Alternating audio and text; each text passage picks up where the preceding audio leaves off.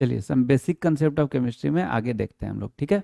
तो last class में जहाँ तक लिखे थे उसी के नीचे ये नोट कर लेना है 1 से 30 तक का एलिमेंट, और खूब अच्छे से याद कर लेना है। बहुत को 1 से 20 तक का याद होगा, कुछ को 1 से 30 तक का याद होगा। अगर याद है तो बहुत अच्छा बात, नहीं याद है तो 1 से 30 तक का कर लीजिए खूब अच्छे से, ठीक है। पहले एलिमेंट का नाम सीधे याद कर लेंगे, इस तरह से अपने आप में बोलेंगे, है ना।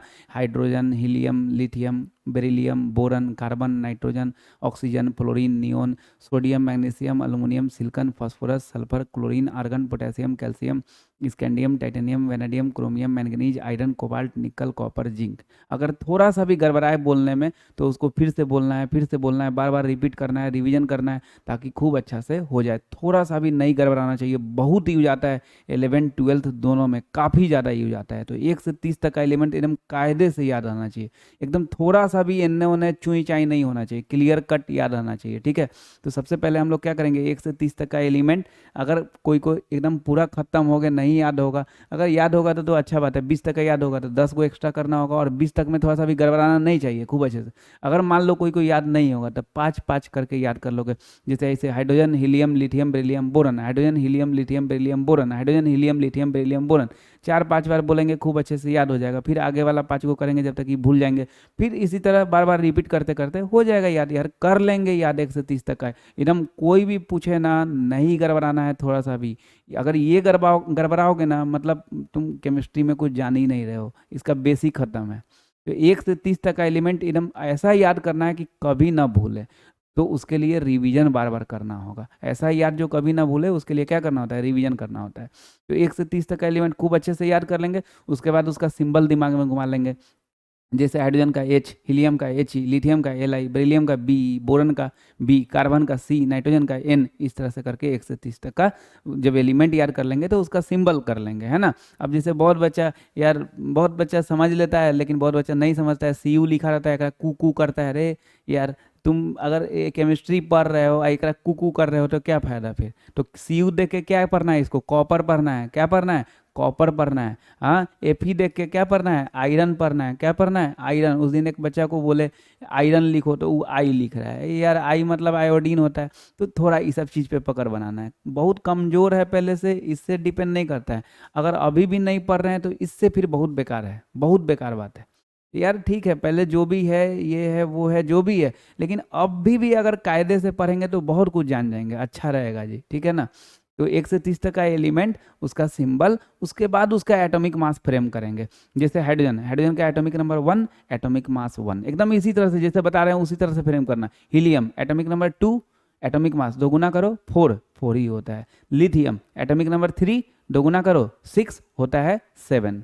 तो इस तरह से 5 को का देख के फ्रेम कर लेंगे, फिर पांचों का अपने से सोचेंगे, फिर आगे का 5 इस तरह से कर करके सबका एटॉमिक मास सोच लेंगे। जब ये एटॉमिक मास करता है ना तो बहुत बच्चा ना उसका फॉर्मूला बना लेता है चट से, है ना, कि इसका एटॉमिक नंबर 2 था, एटॉमिक मास 4, फिर उसके आगे वाला का एटॉमिक नंबर 3 था, दो गुना करो तो 6 होता है 7, तो एक जोड़ देते हैं। ये सब कुछ फॉर्मूला नहीं है, याद रखना होता है। याद रखना शांति से, फ्रेम बना के कि इसका एटॉमिक नंबर 1 तो इसका एटॉमिक मास भी 1, हीलियम का एटॉमिक नंबर 2 तो एटॉमिक मास 4, लिथियम का एटॉमिक नंबर 3, दो गुना करो 6 होता है 7। तो इस तरह से फ्रेम करके 30 तक का एटॉमिक मास भी दिमाग में कर लेना है। तो ई एकदम अच्छे से थोड़ा टाइम दे के 10 15 मिनट जो भी लगे, इसका एलिमेंट का नाम 1 से 30 तक का, सिंबल और एटॉमिक मास सबका कर लेंगे, ठीक है। नेक्स्ट हेडिंग डालते हैं, एटम्स एंड मॉलिक्यूल्स।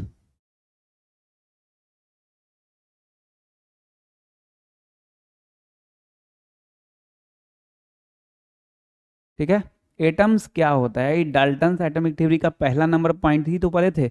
एटम्स क्या होता है कि matter consist very small individual particles called क्या है, एटम्स। वैसा मैटर जिसको बांटा ही ना जा सके, बहुत छोटा हो, उसी को क्या बोलते हैं, एटम्स बोलते हैं। तो लिख लेते हैं, ठीक है। मैटर कंसिस्ट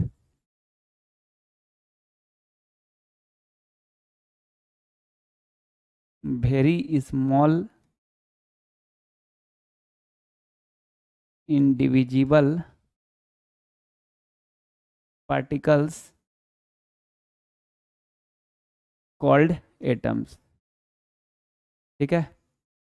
तो वैसा मैटर जिसको बांटा ही ना जा सके, उसको हम लोग क्या बोलते हैं, एटम्स बोलते हैं। जैसे इसका अगर एग्जाम्पल देखेंगे तो carbon, nitrogen, oxygen, hydrogen, etc, ये सब क्या है, इसको बांटा नहीं जा सकता है, ये सब सिर्फ एक एलिमेंट का एटम है ना, तो इसको हम लोग एटम बोलेंगे। लेकिन वही अगर मोलिकुल्स का बात करें तो combination of atoms is called क्या होता है, मोलिकुल्स होता है। क्या, combination of atoms is called molecules.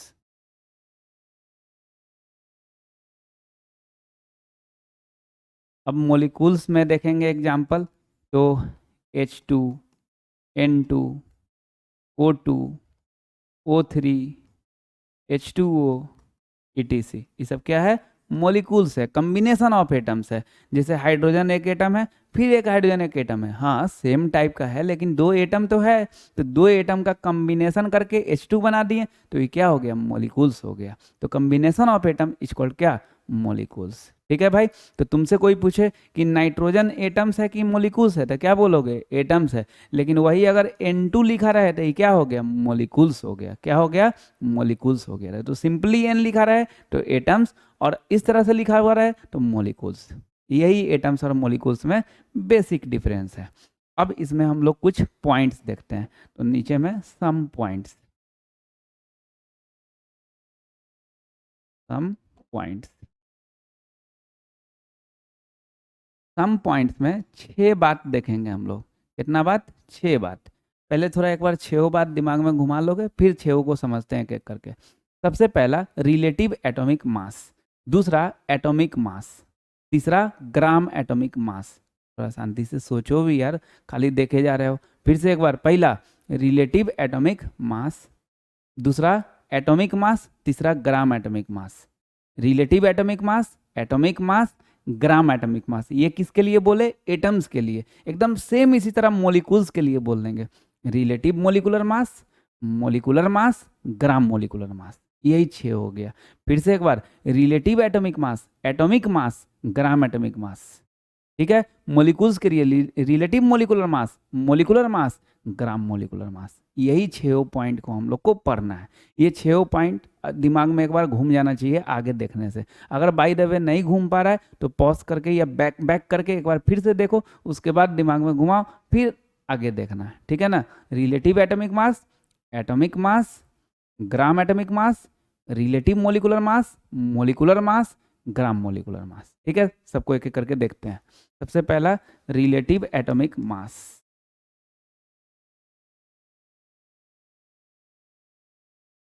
Relative atomic मास किसको बोलते हैं, ठीक है। रिलेटिव मतलब क्या होता है, किसी के रेस्पेक्ट में, है ना, किसी के रेस्पेक्ट में अगर कोई का मास निकाल देते हैं तो उसी को क्या बोलते हैं, रिलेटिव बोलते हैं, रिलेटिव मास बोल देंगे।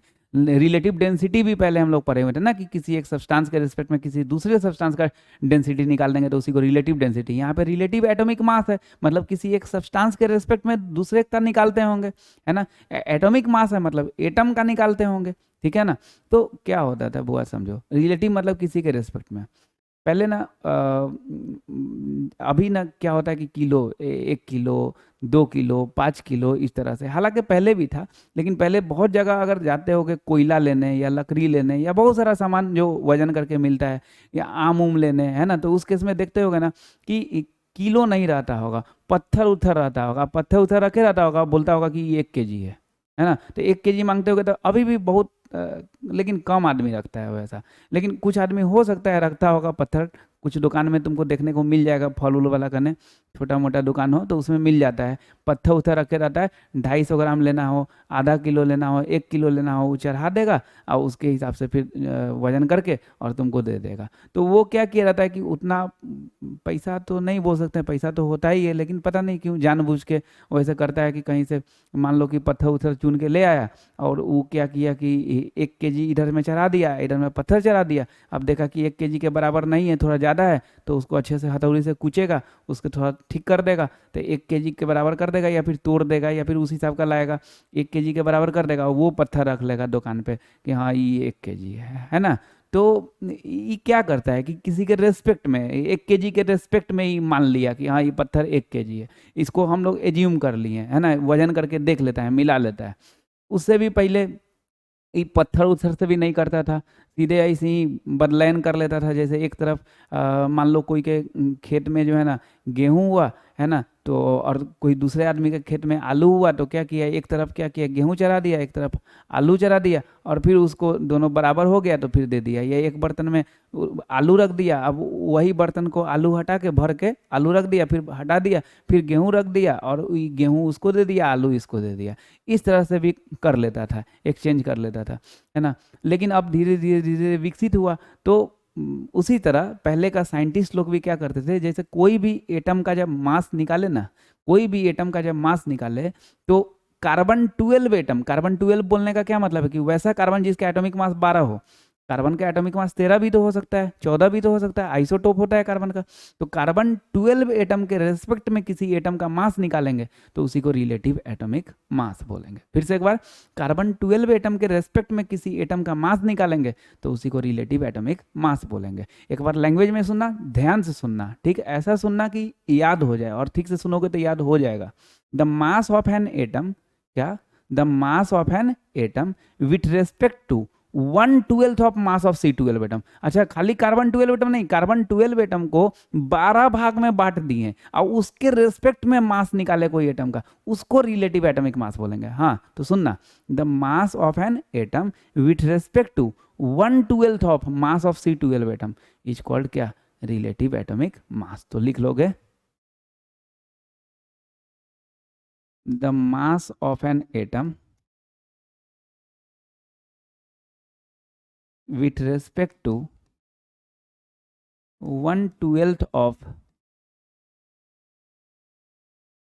mass of C12 atom is called relative atomic mass। ठीक है, इसको रिलेटिव एटॉमिक मास बोलते हैं।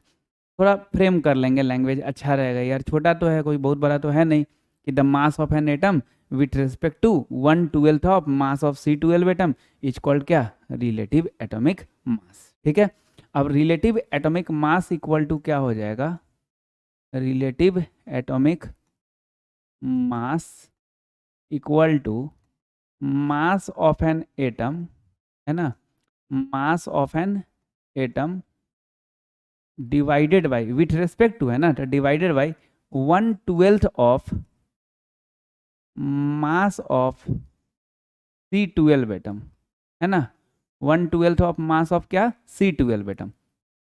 अब मास ऑफ एन एटम, एक एटम का मास मतलब क्या हुआ, एक एटम का मास में क्या होता है कि number of nucleons into mass of each nucleons.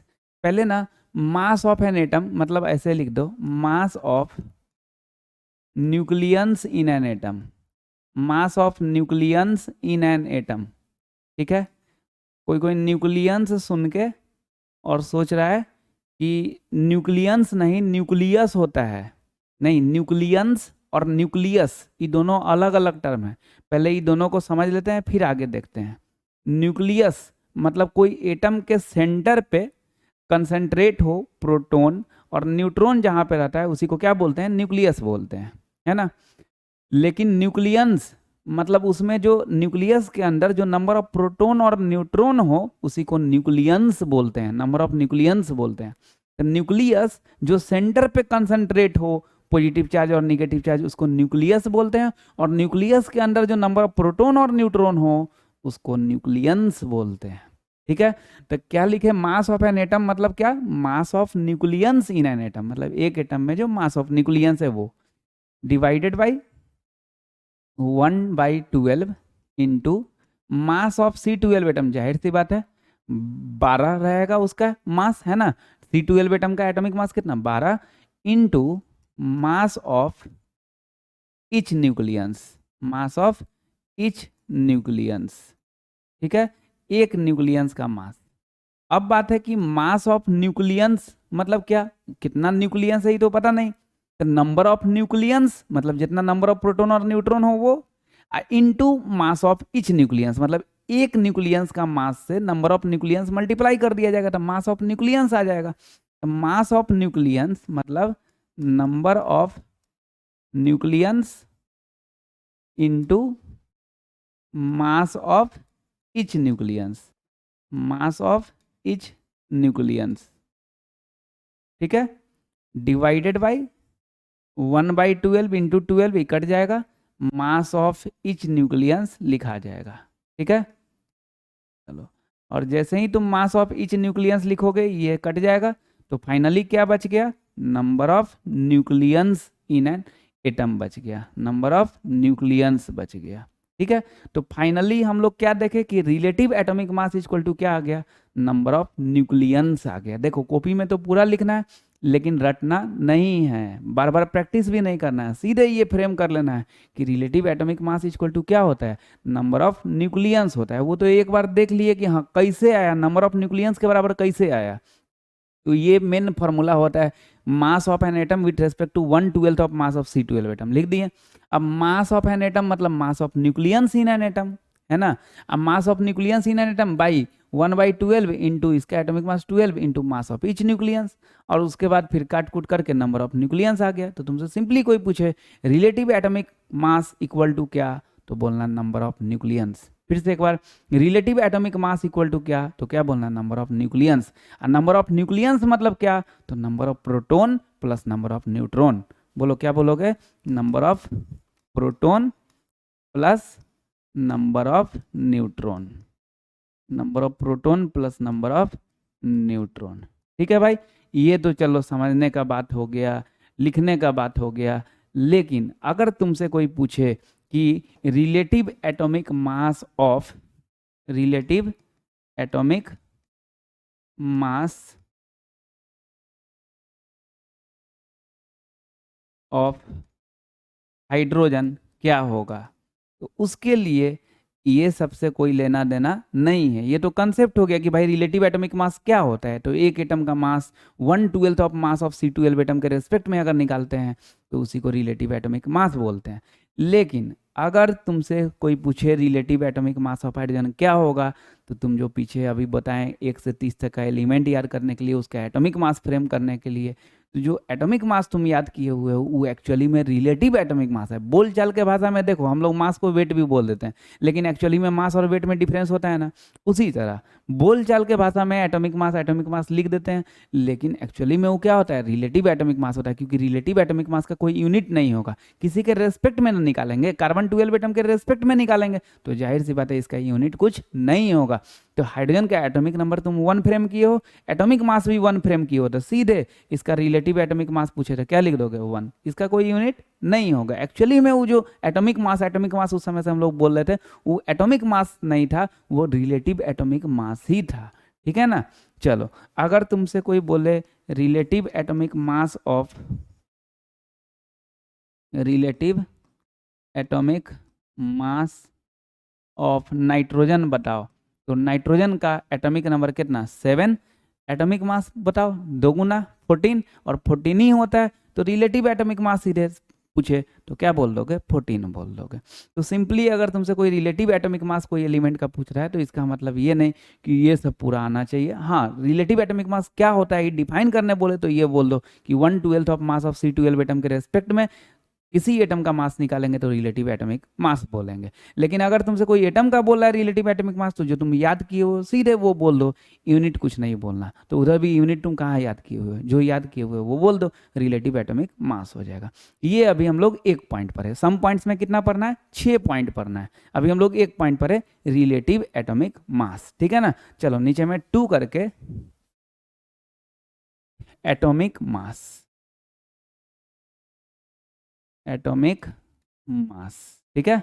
चलिए एटॉमिक मास क्या होता है, तो ये सिंपली एक एटम का मास ए म्यू में एक्सप्रेस कर देंगे या यू में एक्सप्रेस कर देंगे, उसी को एटॉमिक मास बोलेंगे, ठीक है।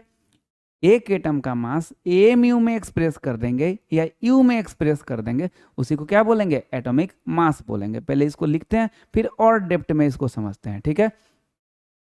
The mass of an atom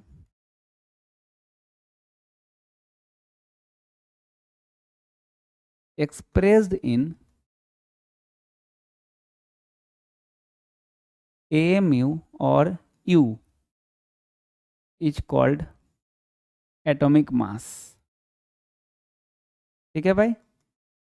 तो एक एटम का मास अगर एएमयू या यू में एक्सप्रेस कर देंगे तो इसी को क्या बोलेंगे भाई, हम लोग एटॉमिक मास बोलेंगे। अब थोड़ा इसको समझो कि क्या हुआ, क्यों एएमयू या यू में एक्सप्रेस किए, है ना। थोड़ा देखते हैं बुआ। देखो, अगर हम लोग को एटॉमिक मास ऑफ हाइड्रोजन, इधर में 1 2 है ना, हाँ ठीक है 1 2 है ना। तो एटॉमिक मास ऑफ हाइड्रोजन है ना, एटॉमिक मास ऑफ हाइड्रोजन पूछ रहा था। तो पहले के साइंटिस्ट लोग एटॉमिक मास ऑफ हाइड्रोजन पूछ रहा था ऐसे लिखते थे, हाँ इसका 1 याद किए हुए ना, तो 1 ठीक, into 1/12 into mass of C12 atom, mass of C12 atom ऐसे लिखा करते थे। हाँ 1 इंटू 1/12 इंटू क्या, मास ऑफ C12 एटम। अगर उसी तरह तुमको नाइट्रोजन का कोई पूछता तो लिखते 14 है ना, into 1/12 into mass of C12 atom. तो जिसका भी एटॉमिक मास पूछता था ना ऐसे ही लिखा जाता था, जो याद किया जाता था वो into 1/12 into mass of C12 atom, ये लिख दिया जाता था। तो बाद में क्या हुआ ना कि यही देखा गया कि सब में वही ये रख दिया गया, आइटम में 1/12 into mass of C12 atom, 1/12 into mass of C12 atom, ये लिख दिया जाता था। तो इसी को क्या बोल दिया गया ना, AMU बोल दिया गया या यू बोल दिया गया। दोनों में से कुछ भी बोल सकते हो, कोई दिक्कत नहीं है, AMU भी बोल सकते हो, यू भी बोल सकते हो। इसी को, यही वाला बात को ना क्या बोल दिया गया, AMU बोल दिया गया। बस 1, इसको हम लोग क्या बोल देते हैं, AMU बोल देते हैं। यही हो जाता है एटॉमिक मास। समझ गए। पहले क्या बोला जाता था, एटॉमिक मास अगर पूछा जाता था 1 into 1/12 into mass of C12 atom. अगर ऑक्सीजन का पूछा जाता था है ना, तो 16 इंटू है ना 1/12 into mass of C12 atom. अब यार सब में 1/12 into mass of C12 atom, 1/12 into mass of C12 atom. बस इसी को क्या बोल दिया गया, AMU बोल दिया गया या यू बोल दिया गया। क्लियर है बात वो, ठीक है। नेक्स्ट देखोगे, अगर तुमसे एटॉमिक मास ऑफ सोडियम पूछा जाए, सोडियम का एटॉमिक नंबर कितना होता है 11, दो गुना करो 22 होता है कितना 23 है ना। तो 23 into 1/12 into mass of C12 atom लिखा रहेगा। 1/12 into mass of C12 atom को क्या लिख दोगे, AMU लिख दोगे। यही होता है एटॉमिक मास। चलो ठीक है। तो फाइनली हम लोग क्या समझे भाई, जो हम लोग उधर में याद किए हुए हैं 1 से 30 तक का एलिमेंट, उसका सिंबल एटॉमिक मास। तो जो याद किए हुए वो तो रिलेटिव एटॉमिक मास है, क्योंकि उसमें कुछ यूनिट नहीं याद किए हुए हैं। अगर एटॉमिक मास पूछेगा तो वो बोल के यूनिट लगा देंगे AMU या यू। अब देख लेते हैं कि AMU का फुल फॉर्म क्या होता है। तो AMU का full form atomic mass unit होता है। क्या होता है भाई, atomic mass unit, atomic mass unit. अरे सब में ये आ रहा है ना यार, तो इसीलिए एटॉमिक मास यूनिट। यू का फुल फॉर्म क्या होता है, तो यूनिफाइड मास यूनिट। दोनों में कुछ भी डाल सकते हैं, AMU भी डाल सकते हैं, यू भी डाल सकते हैं। तो AMU का full form atomic mass unit, U का full form unified mass unit. ठीक है। अब देखो भाई, AMU डाल रहे हो, यू डाल रहे हो, दोनों में से कुछ भी डाल रहे हो, तो एक तरह से मास को ही रिप्रेजेंट करता है ना। अब मास का यूनिट केजी होता है, ऐसा यूनिट केजी होता है, ग्राम भी होता है, ग्राम में कर देंगे तो केजी में कन्वर्ट हो जाएगा आराम से। तो तुमसे कोई पूछेगा कि 1 AMU में कितना ग्राम, 1 AMU में कितना ग्राम, तो बोलना 1.66 इंटू 10⁻⁻24 ग्राम। अगर ऐसा यूनिट में बोले तो केजी में कर लोगे फिर उसको। फिर से एक बार, 1 AMU में कितना ग्राम, तो 1.66 इंटू 10⁻⁻24 ग्राम। फिर से एक बार, 1 AMU में कितना ग्राम, तो 1.66 इंटू 10⁻⁻24 ग्राम। क्लियर है भाई।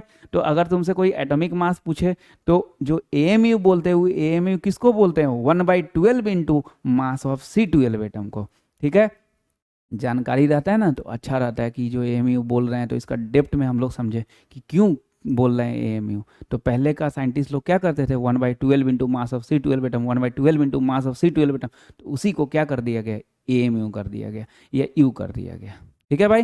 अब AMU का फुल फॉर्म कोई पूछेगा तो एटॉमिक मास यूनिट, यू का फुल फॉर्म कोई पूछेगा तो यूनिफाइड मास यूनिट। कोई बोलेगा 1 AMU में कितना ग्राम, तो 1.66 इंटू 10⁻⁻24 ग्राम। अगर इसको केजी में करना होगा तो 1 केजी में 1000 ग्राम होता है, तो ग्राम को केजी में करना होगा तो बाई 1000 मतलब बाई 10 पे पावर 3, ऊपर जाएगा 10 पे पावर -3 होगा तो 1.66 इंटू 10 पे पावर -27 केजी हो जाएगा। लेकिन 75 को वैल्यू क्यों याद करोगे, तुम सीधे ये फ्रेम करो ना कि 1 AMU में कितना ग्राम, तो 1.66 इंटू 10 पे पावर -24 ग्राम, याद रखना, इससे भी क्वेश्चन पूछता है कभी कभी। ठीक है, तो 2 पॉइंट देख लिए, रिलेटिव एटॉमिक मास, दूसरा क्या देख लिए, एटॉमिक मास। रिलेटिव एटॉमिक मास का कोई यूनिट नहीं होता है, एटॉमिक मास का यूनिट AMU होता है या U होता है। ठीक है, तीसरा देख लो, ग्राम एटॉमिक मास।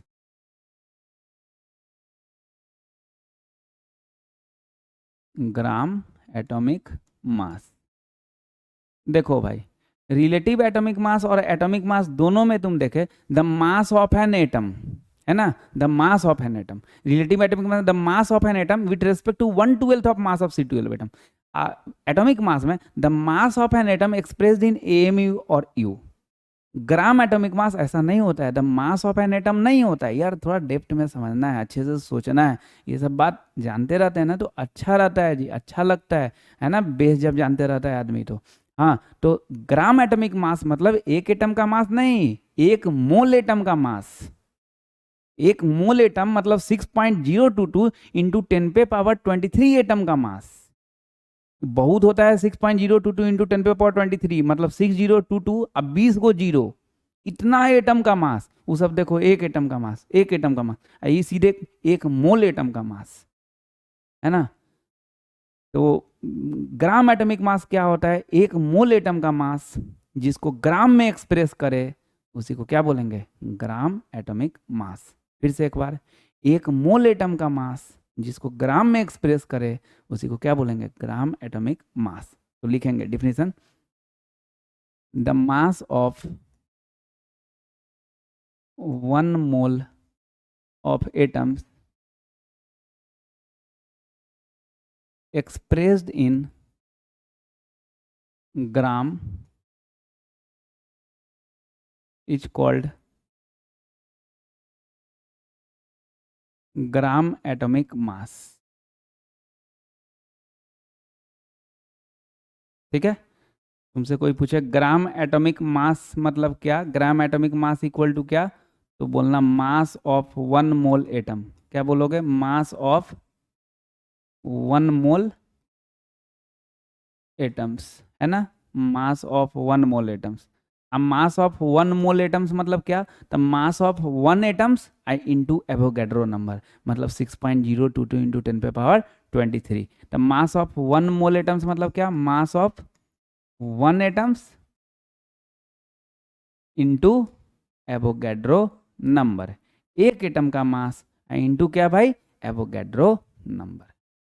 एवोगैड्रो नंबर का वैल्यू कितना होता है, 6.022 इंटू 10 पे पावर 23, है ना।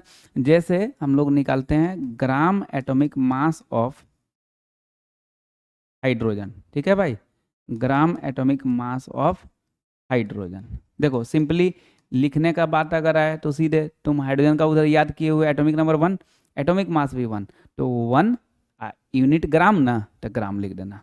अगर रिलेटिव एटॉमिक मास पूछे तो यूनिट कुछ नहीं, एटॉमिक मास पूछे तो यूनिट AMU या U, और ग्राम एटॉमिक मास पूछे तो यूनिट ग्राम। तो इसका आंसर सीधे 1 ग्राम हो जाएगा। लेकिन थोड़ा डेप्थ में चलते हैं कि 1 ग्राम आया कैसे। ग्राम एटॉमिक मास मतलब एक मोल एटम का मास।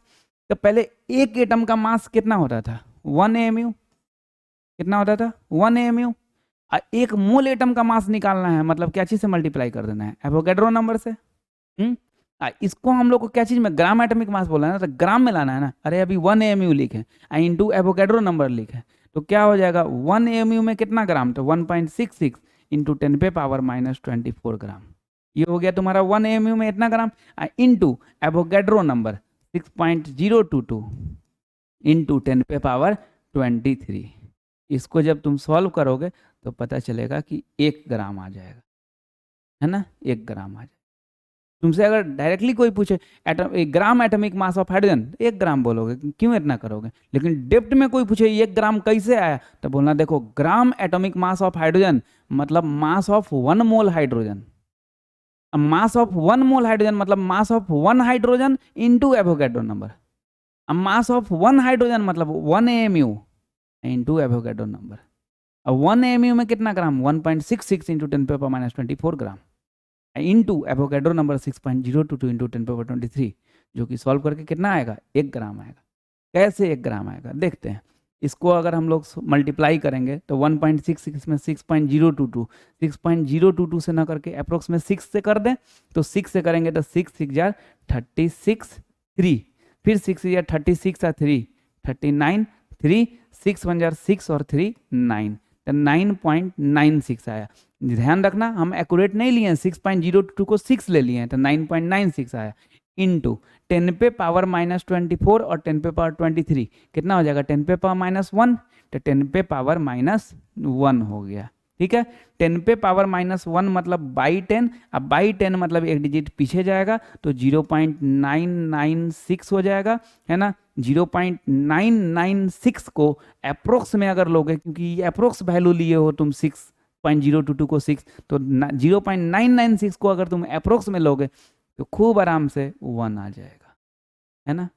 तो फाइनली इसको मल्टीप्लाई करके कितना आ जाना है, 1 आ जाना है। ठीक है भाई, अगर तुमसे ग्राम एटॉमिक मास ऑफ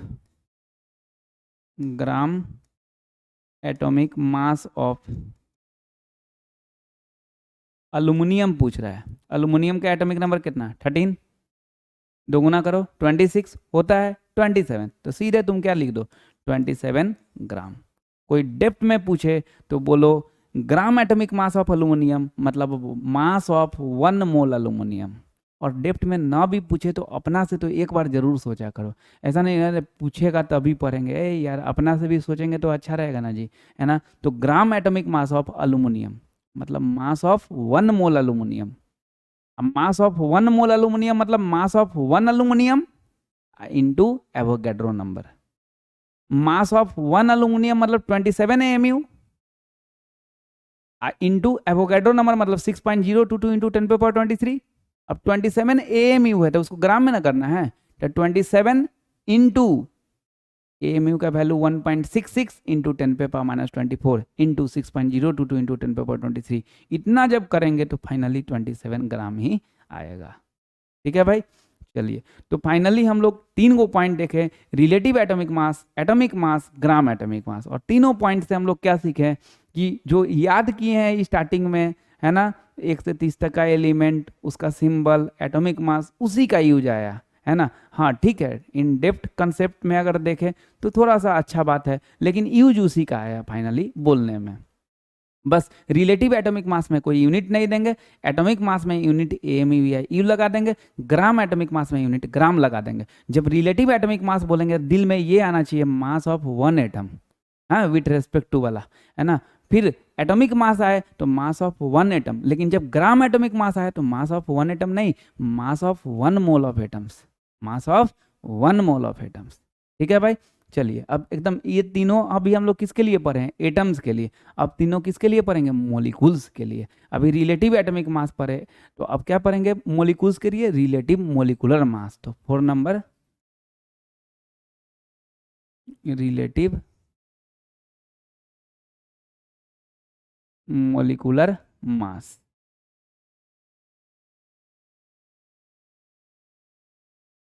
जहाँ जहाँ भी मोलिकुलर मास लिखा रहे दिमाग में रखना, मोलिकुलर मास को ही मोलर मास भी बोलते हैं। तो अगर कहीं मोलिकुलर मास लिखा रहे या फिर मोलर मास लिखा रहे, बात एकदम सेम है, मोलिकुलर मास को ही क्या बोलते हैं, मोलर मास भी बोलते हैं। ठीक है, तो रिलेटिव मोलिकुलर मास क्या होता है, तो सिंपली वही the mass of 1 mole, sorry the mass of 1 मोलिकूल्स। वहां पे द मास ऑफ 1 एटम था ना, यहाँ पे the mass of 1 molecule with respect to 1/12 of mass of C12 atom is called क्या हो जाएगा, रिलेटिव मोलिकुलर मास। तो लिख लेंगे the mass of 1 molecule with respect to 1/12 of mass of C12 atom is called relative molecular mass।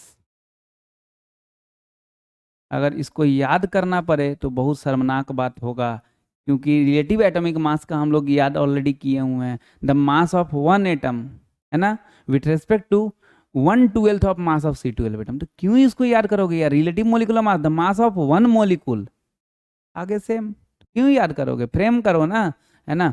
तो relative molecular मास अगर पूछे तो अब तो ये नहीं लिखेंगे कि नंबर ऑफ न्यूक्लियंस, वो तो एक जगह लिख लिए उधर में। अब सीधे क्वेश्चन देखेंगे, वो तो जाहिर सी बात है नंबर ऑफ न्यूक्लियंस होगा ही बराबर में, है ना। तो रिलेटिव मोलिकुलर मास, इस शॉर्ट में लिख दिए मोलिकुलर मास ऑफ H2। तो हाइड्रोजन का एटॉमिक नंबर कितना? 1, एटॉमिक मास भी 1, तो एक हाइड्रोजन का ना 1, यहाँ पे कई हाइड्रोजन है? 2, तो कितना हो जाएगा? 2। ठीक है, कोई यूनिट नहीं देंगे। अगर relative molecular mass of N2 पूछे, बोलो नाइट्रोजन का एटॉमिक नंबर 7, दो गुना करो 14, तो एक नाइट्रोजन का ना रिलेटिव एटॉमिक मास 14, दो का कितना हो जाएगा? 28, यूनिट कुछ नहीं देंगे, है ना। चलिए 5th number, molecular mass. Molecular मास को ही क्या बोलते हैं भाई? मोलर मास बोलते हैं, है ना। जहां भी मोलिकुलर मास रहे, दिमाग में रखना, मोलिकुलर मास को ही मोलर मास भी बोलते हैं, ठीक है। मोलिकुलर मास क्या हो जाएगा? तो सेम वही, the mass of one molecule expressed in AMU या U। फिर से एक बार, the mass of one molecule expressed in AMU या U इज कॉल्ड क्या? मोलिकुलर मास या मोलर मास। लिख लोगे, the mass of one molecule expressed in AMU or U is called molecular mass. इस शॉर्ट में लिख दे रहे हैं, है ना, मोलिकुलर मास। कहीं भी MOL डॉट लिखा रहा है समझ आना, मोलिकुलर मास, है ना, मोलिकुलर मास। अगर तुमसे पूछे मोलिकुलर मास ऑफ H2O बताओ, ठीक है भाई, molecular mass of H2O। Hydrogen का एटॉमिक नंबर 1, एटॉमिक मास भी 1, यहाँ पे 2 हाइड्रोजन है तो 2, प्लस ऑक्सीजन का एटॉमिक नंबर 8, दो गुना करो 16, एक ही ऑक्सीजन है ना, तो 16, तो कितना हो जाएगा? 18। यूनिट क्या लगा दोगे? AMU। यही तो करते हैं कि रिलेटिव में कोई यूनिट नहीं लगाते हैं, सीधे एटॉमिक मास पूछता है या मोलिकुलर मास पूछता है तो यूनिट AMU लगा देते हैं, है ना। और ग्राम एटॉमिक मास या ग्राम मोलिकुलर मास पूछेगा तो यूनिट ग्राम लगा देंगे, ठीक है ना भाई। तो मोलिकुलर मास ऑफ H2O कितना हो जाएगा? 18 AMU। अगर तुमसे मोलिकुलर मास ऑफ O3 पूछ दिया, है ना, O3 मोलिकुल्स है ना, तो मोलिकुलर मास पूछेगा तो O3 पूछ दिया। तो ऑक्सीजन का एटॉमिक नंबर कितना? 8, दो गुना करो 16, 3 का 48, मतलब 48, यूनिट AMU या U भी दे सकते हैं, दोनों में से कुछ भी लिख सकते हैं, ठीक है भाई। तो ये हो गया लास्ट 6 नंबर पॉइंट, ग्राम molecular mass. Gram molecular mass, तो ग्राम एटॉमिक मास में क्या देखे थे? The mass of one mole of atoms, यहाँ पे the mass of one mole of molecules express in gram is called gram molecular मास। मतलब अगर ढंग से वो तीनों relative atomic mass, gram atomic मास कर लिया जाए तो खूब कायदे से इसका भी बता सकते हैं।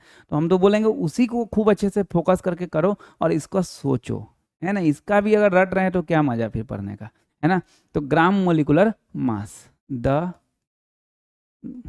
mass of 1 mole of molecules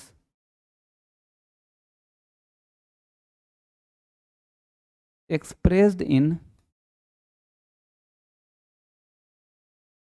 gram is called gram molecular मास, ठीक है, ग्राम मोलिकुलर मास। अगर तुमसे पूछे ग्राम मोलिकुलर मास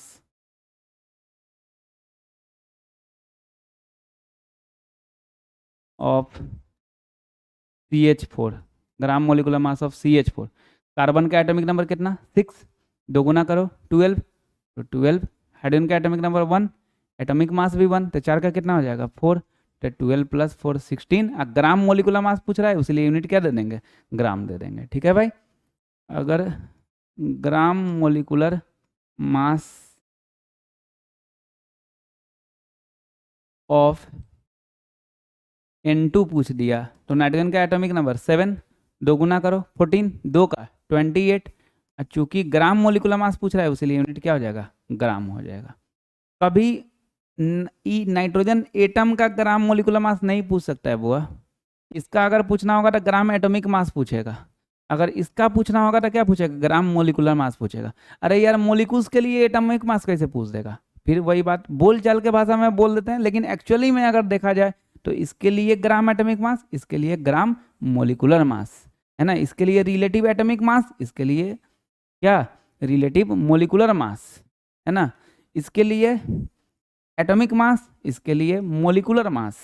क्लियर, चलिए ठीक है, तो ये 6 पॉइंट हम लोग देख लिए। ठीक, अब एक बात हम लोग दिमाग में रखेंगे कि अगर कभी 1 ग्राम एटम लिखा रहा है, 1 ग्राम एटम एक साथ, सीधे ही नहीं कि 1 ग्राम अलग 1 एटम अलग, नहीं 1 ग्राम एटम सीधे लिखा रहा है इसे, तो समझ जाना कि 1 मोल ऑफ एटम्स का बात बोल रहा है। 1 ग्राम एटम्स मतलब कथी, 1 मोल ऑफ एटम्स का बात बोल रहा है। उसी तरह अगर 1 ग्राम मोलिकुल्स लिखा रहा है तो क्या समझ जाना, 1 मोल ऑफ मोलिकुल्स के बारे में बोल रहा है, 1 मोल ऑफ मोलिकुल्स के बारे में बोल रहा है। ठीक है, क्योंकि ग्राम एटॉमिक मास मतलब तो यही ना, ग्राम एटम अगर रहे मतलब सीधे अरे 1 मोल के बारे में बोल रहा है, ग्राम मोलिकुल्स मतलब 1 मोल ऑफ मोलिकुल्स के बारे में बोल रहा है। कभी कभी क्वेश्चन में ये पूछ देता है हाउ मेनी ग्राम एटम्स, है ना, तो जैसे ही ग्राम एटम्स बोल रहा है एक साथ बोल रहा है ना ग्राम एटम्स, मतलब समझ जाना कि मोल के बारे में पूछ रहा है। ठीक है, अभी मोल क्या होता है ये हम लोग नेक्स्ट क्लास में देखेंगे।